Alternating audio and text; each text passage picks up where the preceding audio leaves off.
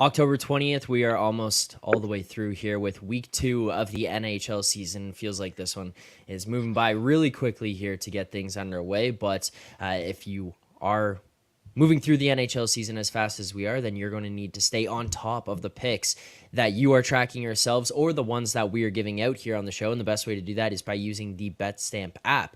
The easiest way to improve as a sports bettor is by using multiple sports books and always getting the best odds. We recommend using an odds comparison tool like BetStamp to do so. BetStamp compares odds across every sportsbook, whether it be for games, futures, or player props. You can save time and money by checking BetStamp before you bet. So make sure to download the app today or sign up on web. If you are looking to sign up for a new sportsbook account, please check out the offers available at betstamp.app/edgework, or you can just click the link in the description there. If you sign up through this page, it does help support the show. So, guys, we'll get through some of the games that happened last night. I have a new game here that we'll introduce to people in the chat. So if you are watching, you're going to follow along. Please make sure to give your answers as well. I'd be interested to see, but it's kind of a way to gauge everything that's going across. So Money and Alex have no idea what this is. So they're going to find out here for the first time. Am I gonna have to take my clothes off here? No, none of that. we're all good with that here. But we'll get into that game. Then we'll get into games for tonight. Look at maybe best bets, and then we'll look ahead to the weekend. But guys, I mean, we might as well get into it. You have no idea what it is that we're talking about here with this game. So I was thinking about it. I was looking around the league last night at some of the results that we saw.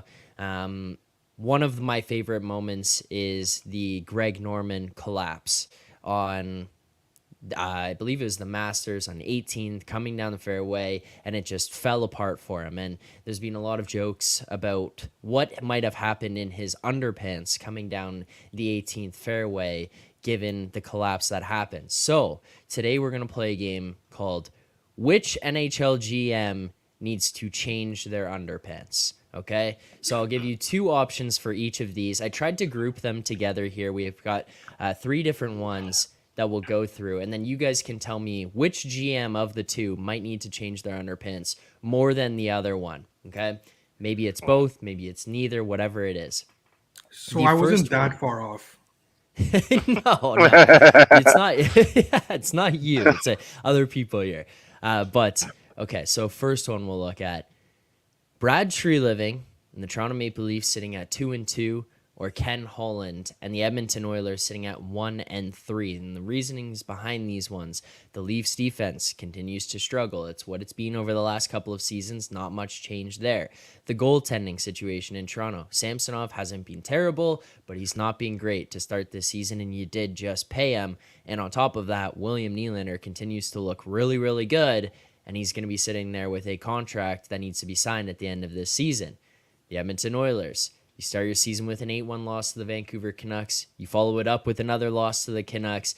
And then, despite responding against Nashville, you go up against the Philadelphia Flyers and drop that one 4-1. And guess what? The goaltenders still stink. You walk into your GM's office this morning between Brad Treliving and Ken Holland. Who needs to change their underpants more? Wow.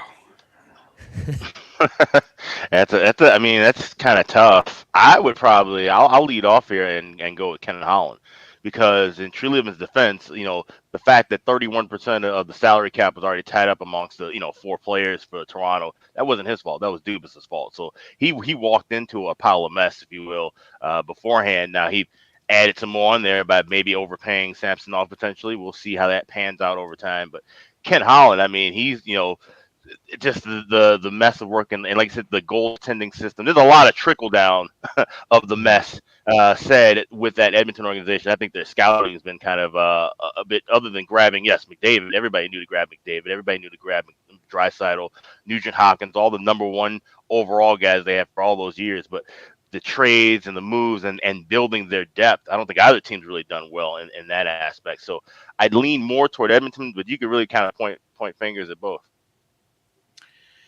Yeah, I hear what Alex is saying, but I'm gonna go with Tree Living. A couple of reasons. With the Oilers, you can kind of mask a lot of things because they do have the best player in the world, and um, you had Skinner who has some pedigree, and Jack Campbell. Yeah, in hindsight, you can go back and say that that they overpaid for him or they gave him too long of a term, but the jury's still out on him. I haven't given up on Jack Campbell yet. I think that there's still his story is still yet to be finished, right? So, whereas if you look at Toronto, um, we've had a much longer sample size with Toronto about what it is that they're missing. Right now, Alex is 100% right. It's not his mess that he was brought into, um, but there was I felt that there was also no regard for kind of fixing the things that have plagued you the last few years, right? So just because Toronto has been at it longer with this core, and we know for kind of we know definitively what the issues with Toronto are, I would say Toronto because the jury's still out on Edmonton, and I'm not completely sold yet that their goaltending is trash because I I don't believe that yet. Whereas we know what the problems with Toronto are.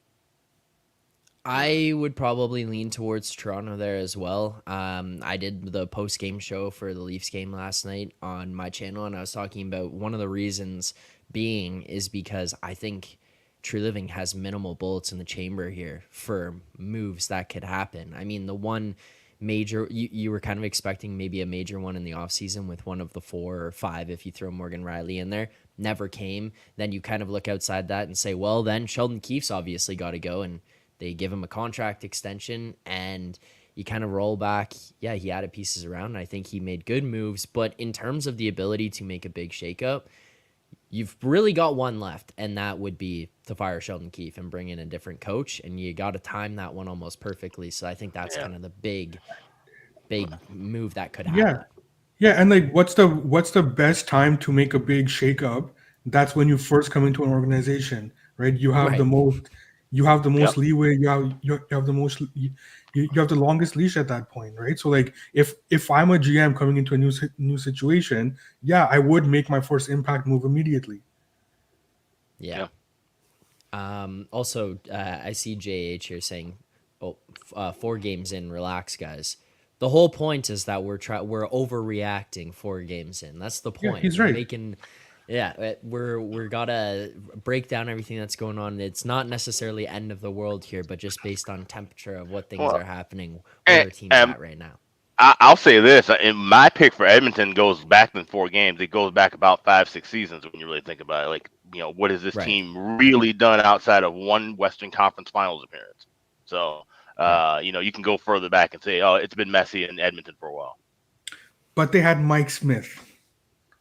Yeah. Oh yeah. They had to make do with a lot of bad. I will give them that too. Yeah, you're like you said. They're able to cover up a lot of issues and problems because they have McDavid and Draisaitl. Yeah. All right. I got another set of GMs for you guys. Another one. See, that wasn't bad. You guys weren't prepared for it. Great. I think that one pretty good there. Okay, next one. And again, I tried to group these in similar regions so that they kind of have a same head-to-head. Kevin Adams and the 1-3 Buffalo Sabres, or Tom Fitzgerald and the 1-1 New Jersey Devils right now. And let me explain why I kind of had these ones together here. Younger teams, New Jersey takes a massive leap last year, and by massive leap, I mean you expect gradual improvement, but what they did last year for a sustained period of time throughout the season, getting themselves into the playoffs in the spot that they were in, was not necessarily where anyone had them pegged, especially when you start the season with Fire Lindy chance. Now it graduates into, hey, this team is really, really good. You have high expectations for them coming into this season. And it's not just the record. I mean, you watch them on the A's. It's not like it's been incredible hockey, just kind of happening to be on the wrong side of the result every single time that they've played through the first 3 games.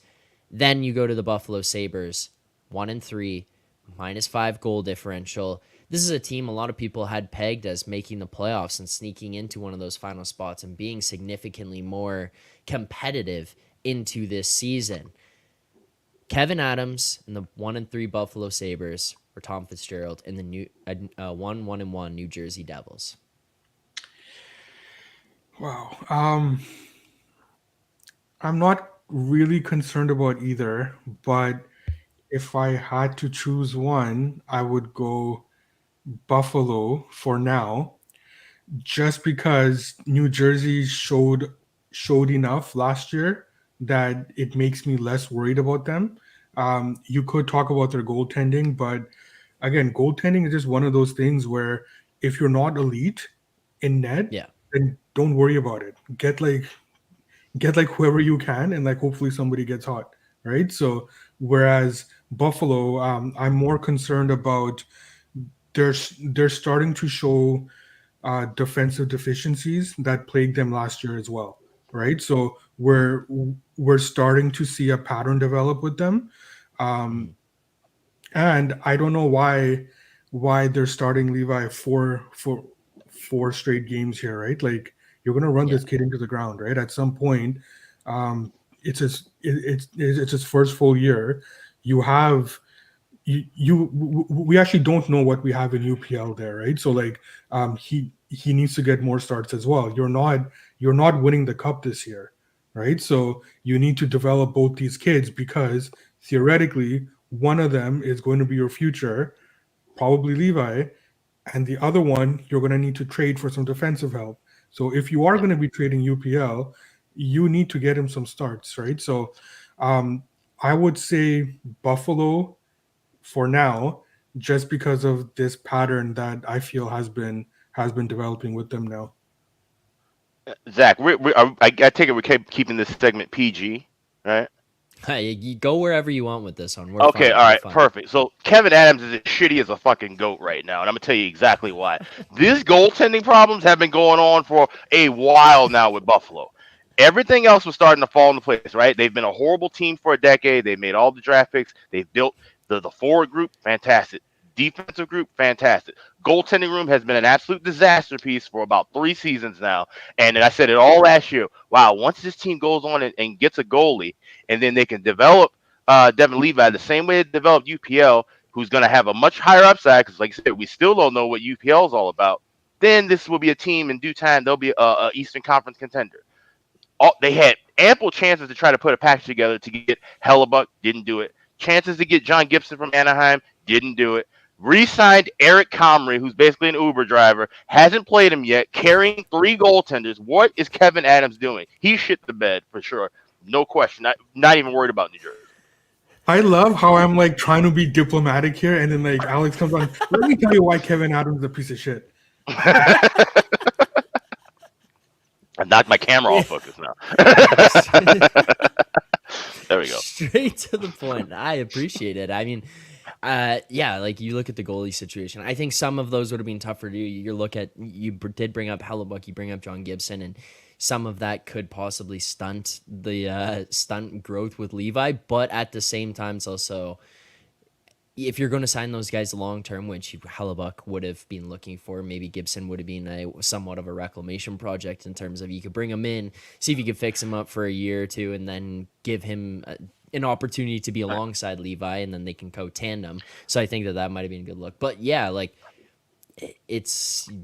you're in a tough situation here. You had opportunities to go and change it and really didn't. So I think that's pretty definitive on which of those GMs needs to change their underpants. Now, I have another one here. This one I'm kind of interested in where you guys come into, because I think there's a possibility both of these guys not only need to change their underpants, but need to throw them outside, have them driven far, far away and lit on fire, never to be seen again. And that would be Brian McClellan, the Washington Capitals, 1-2 right now, and Kevin Cheveldayoff of the Winnipeg Jets, 1-3 to start this season. And with Brian McClellan, it's more a matter of the team has kind of looked old, slow, tired here to start the season. You haven't got offensive production out of Ovechkin really to start this year. Now, again, 3 games into the season, but held for the first time in his career without shots in back-to-back games. You did just sign Tom Wilson to a big contract, and it looks like at some point here you're going to be without Backstrom. You're going to be without Ovechkin, and then Kuznetsov is already looking for a way out of town. Darcy Kemper's not looking great. And then you go over to Winnipeg. You just had to move on from Pierre-Luc Dubois. It seems like not many people want to play there. You do re-sign Scheifele and Hellebuck, but you're struggling to start this season. And on top of this, you can't get fans in the stands there right now. And whether that's a matter of the team not being exciting on the ice or people just not wanting to support it, I'm not entirely sure of what's going on there. But the entire thing with Kevin Cheveldayoff surrounding him looks like it's a little bit of a struggling situation. So between Kevin Cheveldayoff and Brian McClellan, which one of those GMs needs to change their underpants? You want to go first, So, one here? sorry.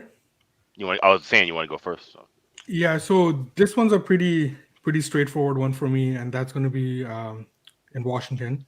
Um, Reason being, so I know I love records being broken, right? Like, and I want Ovechkin to get the record. Like, I love Gretzky, watched him growing up, everything, but I do like big records being broken in sports. But when you see that your team, the rest of your team around this player has all been losing a step, and your main focus is getting one player a record to the detriment of the rest of your franchise, that makes absolutely zero sense to me, right? He is more focused on keeping as many players around Ovechkin as possible just for him to get this record than actually improving his franchise. Whereas Cheveldayoff, if nothing else, at least he's been bold, right? There was a culture problem with Winnipeg last year. It was obvious with the stuff coming out of the out of their camp, right? You have a franchise goalie. Whatever it turns out in like 4 or 5 years, you have an elite goalie, so you do need to lock him up, right? Now, you can make a case that, well, are you going to be rebuilding or are you going to be moving forward? I don't know what that answer is, but I'm more supportive of individuals who take a risk when they see that something is wrong, as opposed to just standing pat and hoping that it's going to fall into place, right? So I respect Cheveldayoff more in that respect, even if his moves don't work out. Look, Flaherty got hurt, right? Like, even if his moves don't work out, at least he's recognized something that's wrong and he's trying to fix it. Whereas um, Brian there, he's just looking at like just trying to get the record, right? So I, Yeah. I I think that one's pretty straightforward for me. Yeah, fair enough. Yeah, definitely. I mean, with Kevin Cheveldayoff, he can't make Winnipeg cool. He can't make players want to go play there, and Yeah, it's cold where enough. yeah, right. It's frigid. There's not. It's not. I've never been there. I've heard it's not that very exciting of a town. Just the whole aura. Think about 20. I remember 2011, 2012. I was here in St. Paul at the draft when they announced the name of the Jets and that they were coming back, and how many Winnipeg fans came down. All of that aura is completely gone now. Like the newness and freshness, that new car smell is way gone in Winnipeg right now, and so it's just hard for them to try to grab free agents. But kudos to Shovel for keeping Hellebuck and Scheifele long term. So now when you have a rebuild, you got 2 anchors to build upon. As far as Washington goes, like you said, they haven't been doing much of anything. They're right there with Pittsburgh, right? These two teams have been neck and neck in the same division, battling literally each other, going for these cup runs. coming up short more often than not in Washington's case. And you look at their cupboard, you look at Hershey. Yes, they did win the Calder Cup last year, but I don't think any of those guys are going to morph into big time NHLers. They don't have that depth eating, system like Pittsburgh also had years ago. Those are two teams that are probably going to have 10-year long rebuilds once their stars are gone. And if it wasn't for Ovechkin being, if he was gone from the Caps last year and this year, that place would only have about 5,000 people in it because everybody's there to see number 8 score goals and chase the record. So that's just kind of what the fans and the whole organization seem to be focused about. They're going to pay for it dearly in about 4 of the next 8 years once Ovechkin retires. All right.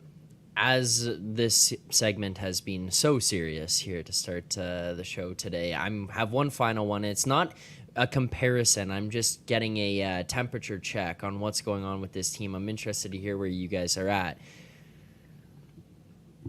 Does Danny Briere need to change his underpants with the fact that his team is much better than they should have been to start this season, coming out 3-1 this year, a team that was supposed to be actively tanking, as we saw new management come in and they all said, no, that's it. Basically, they opened up to it and admitted we're just going to be competitive and we're going to stink is effectively what was going to happen there in Philadelphia. And you come out, you're 3-1. I just want to check on the temperature in Philadelphia. Are they concerned that they might be going into, no offense, so money, but the Canucks territory of we're better than we should be and we're going to try to be better than we should be? I don't think he needs to worry about anything. Okay. And so the difference between the Flyers and the Canucks is that the Canucks last year, when they were supposed to be tanking, they actually sucked. They had lost their starting goalie, and they had nothing in the cupboard. Flyers situation is a lot different. They had injuries last year. They are a sneaky team because they do have pieces in place, young pieces, and they do have potentially a cornerstone goalie. He's a little bit inconsistent, but goalies take longer.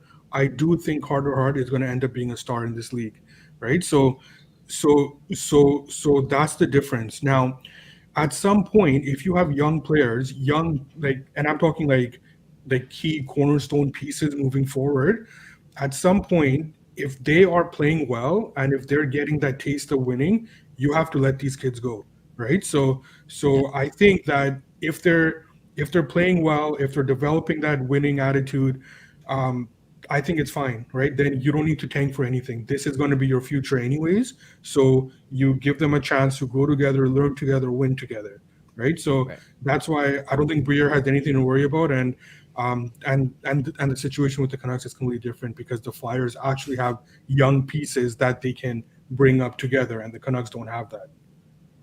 I wanted to find a way to tie it into you so money. And I do appreciate you bringing up the Canucks here. Yes. Yeah. In the words of Cat Williams, don't worry, I'll wait. This is a good team right now and through 4 games, but in due time the losing will come and it'll come in bunches and they'll get themselves where they want to be. Yeah. All right. Well, just wanted to check. I think that this segment went pretty well here today for the debut of it. Maybe this is something we'll do like bi-weekly. A lot of the Fridays you have way less games, so maybe on some of the ones that have 1, 2, 3 games, we could check in, do an underpants check around the league. I think that might be a good way to just do an overarching look around and see how everyone's doing, how the different organizations are. We should call it the oil check. Oil check. If you did enjoy the segment, please make sure to hit that like button here. Subscribe to the channel as well if you are someone who's new to the channel, and turn on notifications so you get notified every single time that we go live or more videos come out here on the Edgework HQ YouTube channel. Let's get into the games here tonight. We only got 2. Alex, I'll go to you first. You're rocking the jersey there, the Calgary Flames, for those listening on podcasts.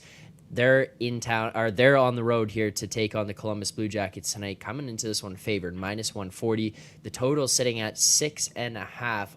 Favored to the over, -114 here.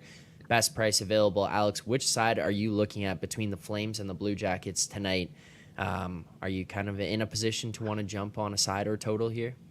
I'm going with the total, and I'm going with this full game over. I already laid $1.20, but I'm seeing some $1.15s that were what it was seeing $1.14 up there earlier. So yeah, but $1.20 is the best price I was able to get at MGM for that over 6.5. I love what Calgary is doing so far this year.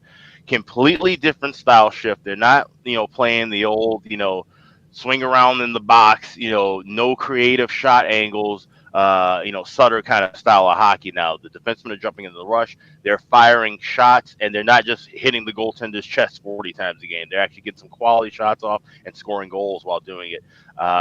Columbus, I think this is the kind of team that Columbus needs to kind of break them out of their shell, open up their offense a little bit. So 6.5 here on a short card. I like this at $1.20. All right, there you go. We'll lock it in at $1.20 as that is the most widely available number that you could see. If you do shop around, you can get better. If you are in Ontario, you can get some better there, but minus 120 is very widely available there. So, Money, before we move on to the next game here, any thoughts for you between Calgary and Columbus? Was there anything that you might have been looking for in order to get involved in this one, price-wise, or is this just purely stay away?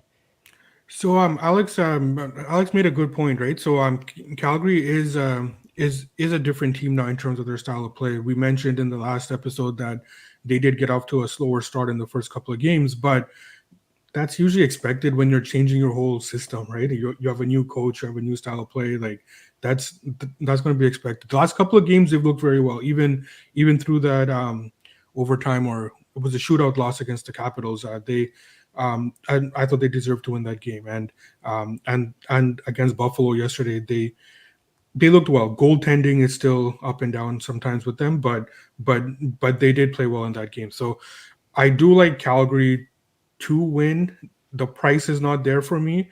Merzlikins is coming back, but he just may stink, right? So I don't know like how to value him right now. He had a bad year last year, and it's probably continuing this year. So and Werenski is back too. So or he should be back. So the price is a problem for me. I will stay away because I think that the difference between these two teams right now is being captured in the market price. So for that reason, I'll be staying away from the game. All right. Second game of the day, final game of the day, unfortunately, here. The New Jersey Devils on the road taking on the New York Islanders. Total sitting at 6 right now. You see New Jersey favored minus 115 here. The Islanders plus 105. Now, so Money, before we came on, you said, hey, the New Jersey Devils number was coming into play. We've been on for about 28 minutes here. At this point, minus 115 on New Jersey. Has that come into play? And if not, what number would you actually be looking for in order to jump in and get involved here? So we're not there yet. Okay. So a couple of things here, right? Sorokin should be starting for the Isles today, and then Varlamov will go tomorrow. With the Devils, obviously they haven't looked good to start the season, right? And so I need to see something from them, but they also haven't hit the market bottom yet. So I compare this to what we talked about with Tampa Bay yesterday. The market sentiment was low on Tampa Bay, and they were minus 120 or minus 125 at home against the Canucks. So the price, the market bottom was already there on Tampa Bay yesterday, because all things being equal, Tampa Bay is not minus 125 at home against the Canucks. New Jersey, if New Jersey is not struggling, their price right now in like the mid to upper teens against New York Islanders on the road, that is what they should have been last year as well.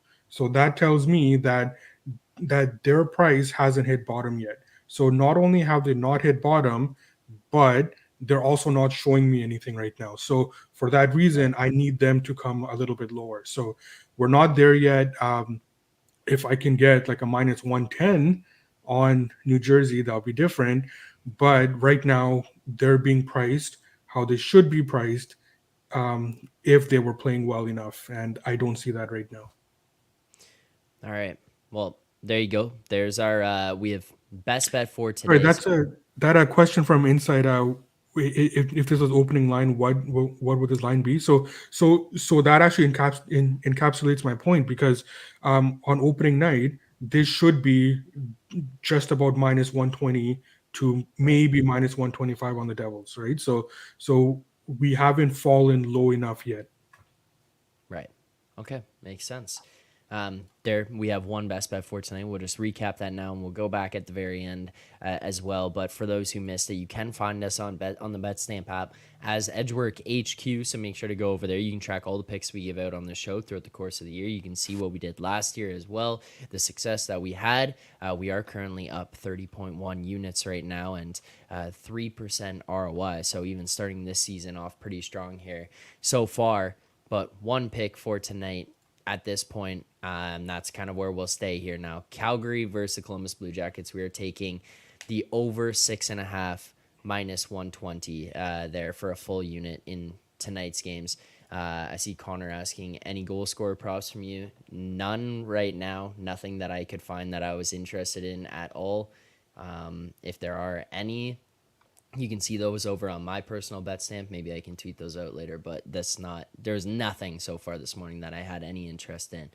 Now, we do have a full card tomorrow, massive slate of games. So just to kind of preview some of those, for those who don't know as well, if you do want to get picks for tomorrow, we're not doing any live shows on Saturdays, but you can follow us on Twitter at EdgeworkHQ or X or whatever you want to call it now, but you can find us over there as Edgework HQ. Saturday mornings, you give out picks from all of the creators you see here on this show.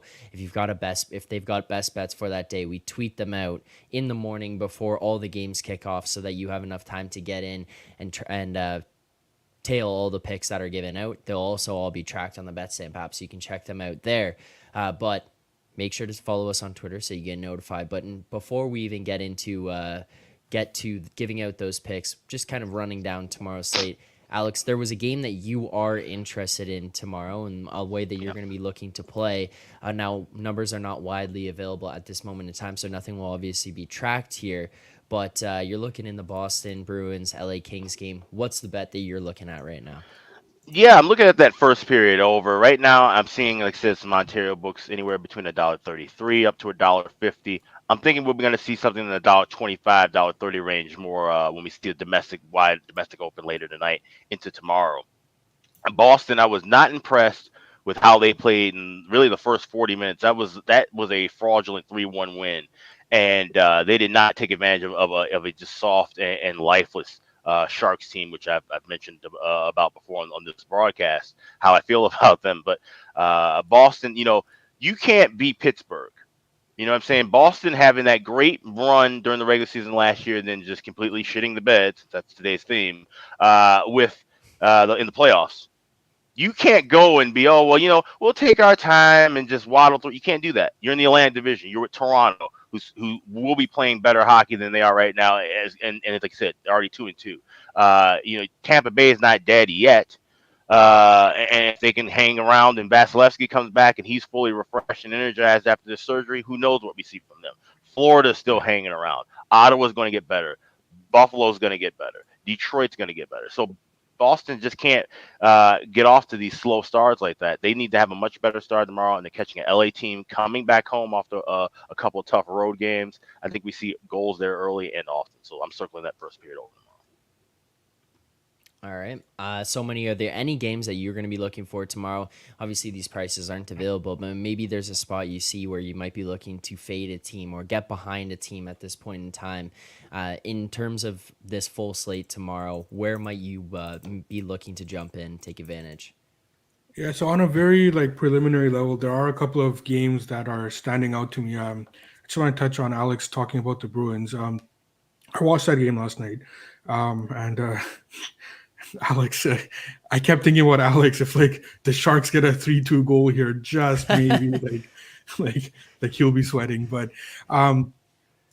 he's I completely agree with Alex. Boston, they've looked very, very pedestrian. But I will say that they're a veteran enough team that they know the output that they need in order to win certain games, right? So, and they've started the season playing Chicago, Nashville, San Jose. So it's not surprising to me that they don't look great, because they just know what they need to do to just win those frankly garbage games, right?